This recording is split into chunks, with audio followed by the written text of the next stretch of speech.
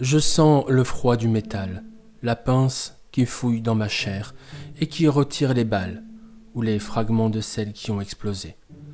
Pourtant, malgré cela, je ne ressens rien. Pas de douleur, pas même un léger picotement. Je dirais que si je devais estimer ce que je ressens, ce serait une sensation de gêne au fait que Anne est en pleine extraction de balles. D'ailleurs, je la trouve bien silencieuse. D'habitude, elle est plus loquace et ne se gêne pas de faire des reproches sur mon manque d'attention. Mais là, rien. Étrangement, sa bouche reste close. En même temps, j'avoue que je ne parle pas non plus. Étrangement, mon esprit est ailleurs. Je pense à la jeune femme à la musique triste, qui, une fois soignée, a été ramenée dans ma chambre. Et comme si elle venait de lire mes pensées, Anne me dit « Ne t'en fais pas, elle va bien. » Pardon ? Je sais que tu te fais du souci pour elle. Et qu'est-ce qui te fait dire ça ? Je te connais depuis pas mal d'années, et j'arrive à savoir quand tu es préoccupé par quelque chose. Je peux très bien penser à autre chose qu'à elle. Certainement. Mais si ça peut te rassurer, sache que j'ai déjà retiré la balle, nettoyé sa blessure et recousu celle-ci. Et en ce moment, elle est dans ta chambre. Et je pense que cela fait 20 minutes que le sédatif que je lui ai donné ne fait plus effet. Mais rassure-moi, tu as pris tes précautions pour elle. Oui, j'ai demandé à Maski de lui laisser un médicament de sa fabrication. Et je lui ai laissé une note pour lui dire de le prendre. Et tu n'as pas peur qu'elle se balade toute seule dans le manoir et qu'elle fasse une mauvaise rencontre, ou qu'elle se retrouve dans une mauvaise pièce? Je ne m'en fais pas pour les mauvaises rencontres, vu que tu es avec moi et que tu me soignes. Je tourne la tête et la regarde un instant, et je la vois lever les yeux au ciel. Franchement, j'aurais pensé que cette plaisanterie t'aurait plu. Mais pour parler plus sérieusement, j'ai demandé à ma petite souris de veiller sur elle. Et pour ce qui est des mauvaises pièces, je fais confiance au manoir pour les laisser fermer. Il est vrai que Sally est très brouillarde et qu'elle arrivera à garder un œil sur elle. Mais... Mais quoi ? Écoute, aucun humain n'est jamais venu chez nous et tu sais pourquoi. Je le sais bien, pour ne pas nous mettre en danger. Et tu sais que je suis celui qui applique le plus cette règle à la lettre. Sans compter que le forêt garde prisonniers tous les humains que le Senderman n'a pas choisis. Et là, tu reviens avec une humaine blessée. Je suis d'ailleurs surprise qu'il t'ait accepté qu'on la garde et qu'on la soigne. Signe qu'il t'aime vraiment beaucoup. Ou bien qu'il soit intrigué par elle. Je suis sérieuse. Rose Noire, franchement, ce n'était pas malin de faire ça. Et tu aurais voulu que je fasse quoi ? La laisser se vider de son sang dans la ruelle ? Bien sûr que non. Mais l'emmener à l'hôpital aurait été une meilleure idée. Oui, bien sûr. Et quand la police lui aurait mis la main dessus, il l'aurait arrêtée, elle qui était innocente. Vu sous cet angle, je comprends ton point de vue. Et puis, vous me reprochez toujours de tuer tout le monde, et aujourd'hui que je fais preuve de miséricorde, vous me le reprochez aussi ? Il va falloir vous décider. Ne me fais pas dire ce que je n'ai pas dit. Seulement, je me demande si l'emmener au manoir était une bonne idée. De plus, comment va-t-elle réagir quand elle verra les autres et moi-même ? Je ne me fais pas de soucis pour elle. Je pense qu'elle arrivera à gérer. Peut-être, mais je trouve que tu as agi inconsciemment en allant la chercher des vêtements dans son appartement. De plus, tu l'as fait avant que je te soigne, ce qui a fait cicatriser tes blessures, et qui me donne encore plus de travail maintenant. À croire que tu aimes vraiment m'embêter. Tu sais bien que non. Je n'oserais jamais provoquer une personne qui soit capable de maîtriser la tronçonneuse aussi bien que toi. Et en même temps, si je ne l'avais pas fait, je doute que les autres auraient accepté qu'elle se balade en sous-vêtements, ou pire, la voir dans ses vêtements maculés de sang. Tu as raison. Par contre, je tiens à te dire que tes blessures recommencent à cicatriser lentement. Ce qui veut dire... que je dois me trouver un nouveau cœur noir au plus vite. J'avais des doutes sur la qualité du cœur que Sally avait gardé pour moi, et de nouveau, je sens la faim revenir. Je rage d'être dépendant de ça. J'ai toujours l'impression d'être dans un cercle vicieux. Et d'un certain point de vue, je suis en même temps un peu jaloux des autres qui n'ont pas le même problème que moi. Et en même temps, je me rappelle des paroles du Slenderman qui me dit « Tout grand pouvoir a un prix à payer, et tu ne fais pas exception. » Et c'est la voix de Anne qui me sort de mes pensées. J'ai terminé. Tu peux sortir. Merci de m'avoir soigné. Tu es vraiment un... Ne termine pas cette phrase. Allez, sors de mon infirmerie. Je me lève, lui fais un signe de la tête et pars tout en me rhabillant. Au moment où j'ouvre la porte, quelle n'est pas ma surprise de voir, à peine sortie, ma petite souris faisant face à la jeune femme à la musique, qui, elle, est dos à moi. Je vois ma petite souris lever la tête et me sourire. Et elle me dit « Coucou Rose Noire, alors c'est bon, Anne t'a enfin soignée ?» La jeune femme, elle, sursaute, se retourne et me regarde. Elle tente de sourire, mais vu qu'elle semble crispée et tendue, son sourire semble bizarre. Je me concentre d'abord sur ma petite souris, qui est toujours tout sourire.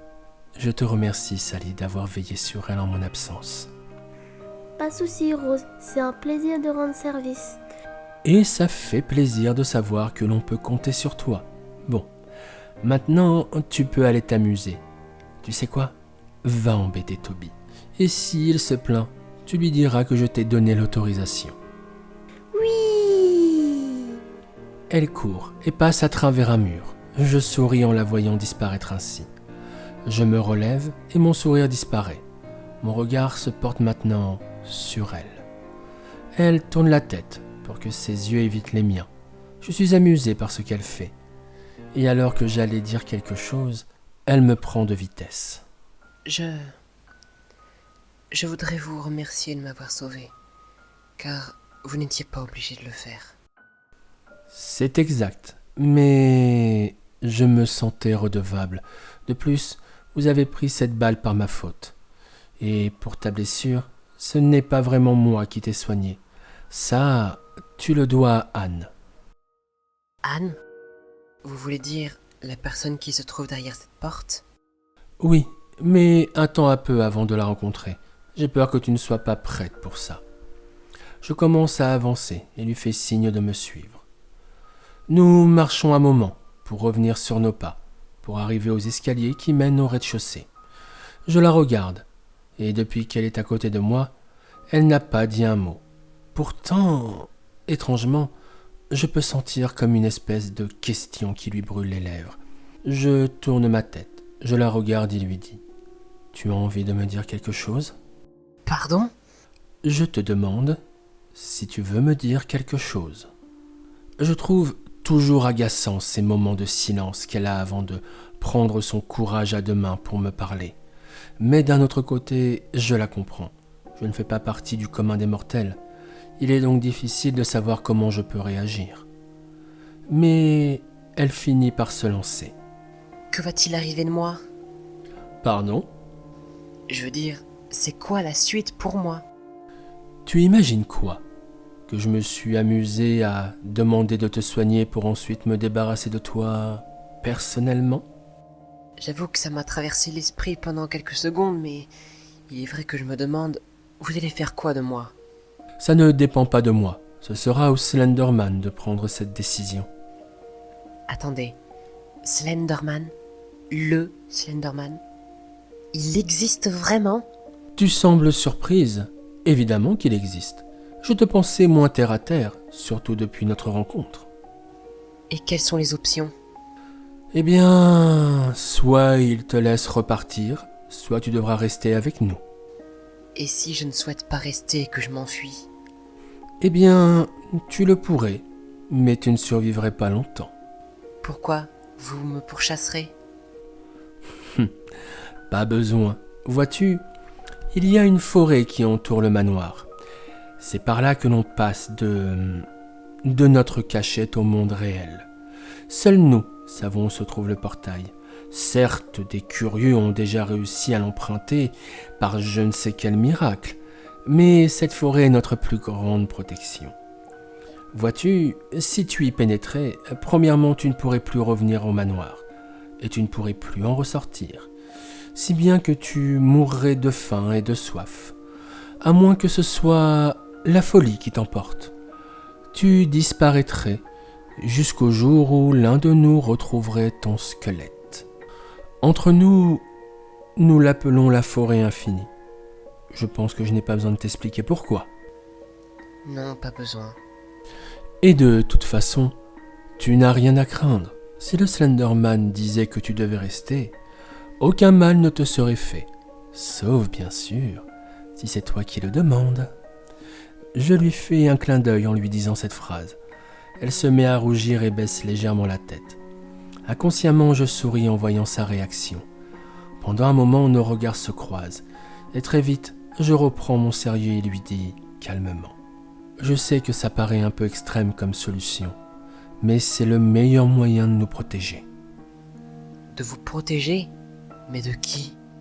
Des humains et des autres êtres comme nous. Pourquoi avoir peur des humains, d'après ce que je peux voir du moins avec toi? Ta force est bien supérieure à celle de n'importe quel être humain. Certes, mais vous êtes bien plus nombreux que nous, des milliards contre quelques milliers. Je pense que je n'ai pas besoin de te dire qui serait le vainqueur. Je comprends, mais tous ne voudraient pas votre extinction. Exact. Certains penseraient que l'on mériterait de vivre et de mener une existence paisible. D'autres nous enfermeraient dans un laboratoire pour nous étudier. Et il ne faut pas oublier les illuminés qui soit nous vouent un culte, pour je ne sais quelle raison je l'avoue, et les plus fous d'entre eux qui souhaiteraient nous rejoindre. Non, il y a trop de variables et trop de risques. Je préfère que l'on nous voie comme des légendes ou des mythes, des histoires que l'on raconte au coin du feu ou sur YouTube pour effrayer les gens. Alors, c'est pour ça que tu ne fais aucun survivant? Je protège les miens et je m'assure qu'il ne leur arriveront rien. Alors pourquoi? Pourquoi cette nuit tu ne m'as pas tué? Je ne sais pas pourquoi cette nuit-là ma main s'est arrêtée. Et ça vaut le coup? De tuer tous ces innocents, toutes ces personnes qui ont pour seule faute de croiser ta route? Oh que oui, ça vaut le coup. Et je recommencerai sans aucune hésitation. Pourquoi? Tu ne peux pas comprendre. Tu n'es pas des nôtres. Mais je ne demande qu'à comprendre. Je réfléchis un instant et plonge mon regard dans le sien. Peut-elle vraiment comprendre si je lui montre? Est-elle l'exception? Peut-être. Mais je ne dois pas oublier qu'il y a un risque. Si je lui fais confiance et lui montre tout, il y a des chances pour que jamais elle ne reparte du manoir. Et cela, j'avoue, m'ennuie. Déjà, car aucun humain n'a résidé de façon permanente chez nous. Mais aussi, car sans elle, je peux dire adieu à ma proie. Pourtant, dans son regard, à cet instant, je vois non seulement de la détermination, mais aussi de la confiance. Alors, je décide de prendre ce risque, et tout simplement je lui dis « Si tu veux comprendre, je dois te montrer. » Je lui tends la main et lui dis « Suis-moi en bas, et tu comprendras. » Elle regarde ma main, puis les escaliers, et se place derrière moi. Je tourne la tête et je souris, et je ne peux que comprendre son manque de confiance en moi. Les escaliers craquent sous nos pas, et je sens qu'elle est tendue. Arrivée en bas, je la regarde un instant. Je veux lui demander si elle ne souhaite pas faire machine arrière, mais cette phrase meurt dans ma gorge, au vu de son regard très déterminé. Alors je lui dis seulement « Voilà la raison de mes choix. » Je pointe de ma main le salon. Elle y entre et reste immobile, comme si elle devait persuader son cerveau de ce qu'elle avait sous les yeux. Devant elle, il y a Clockwork sur le canapé, qui lit un livre. À quelques pas d'elle, il y a Masky qui dessine. Et encore plus loin, je vois Toby qui sort de la cuisine, recouvert de farine, et hurle en demandant à Sally d'arrêter de lui envoyer des projectiles pour qu'il puisse prendre quelque chose à manger. Je me rapproche d'elle. Mes mains se posent sur ses épaules et calmement je lui dis « Tu vois maintenant? Mais vous êtes quoi? Pour beaucoup, des monstres. Des êtres qui ne méritent pas de vivre, ou qui auraient leur place soit en prison, soit dans un hôpital psychiatrique. Des êtres dont l'existence dépasse la logique et la raison des êtres, au pouvoir qui terrifie le commun des mortels. Mais pour moi, vois-tu, je vois ma famille, des personnes que je considère comme des frères et sœurs. Certes, je dois avouer que nous sommes très atypiques comme famille, mais c'est la mienne, et je ne l'échangerai pour rien au monde. Et je me dois de la protéger, des êtres comme nous, ou des humains. Alors maintenant, tu comprends? Elle se retourne et me fait face, avec un surprenant sourire, et posant ses mains dans les miennes, elle me dit « Oui, je comprends. » Je suis surpris par son geste, son sourire, mais aussi par une chose étrange. Sa musique a changé. Elle n'a plus cette résonance triste, mais bien au contraire. Elle est douce, remplie de notes joyeuses. Je reste muet par ce changement, et nous restons comme ça un moment. Le temps semble être figé, et c'est un raclement de gorge qui me fait soudain revenir à la raison. Mes mains quittent les siennes très rapidement. Je me retourne et vois Anne qui nous fixe, et je lui dis « Tu veux quoi ?» Désolée de gâcher cet instant d'intense émotion, mais je suis porteuse d'un message. Eh bien, dis ton message. Il souhaite la rencontrer.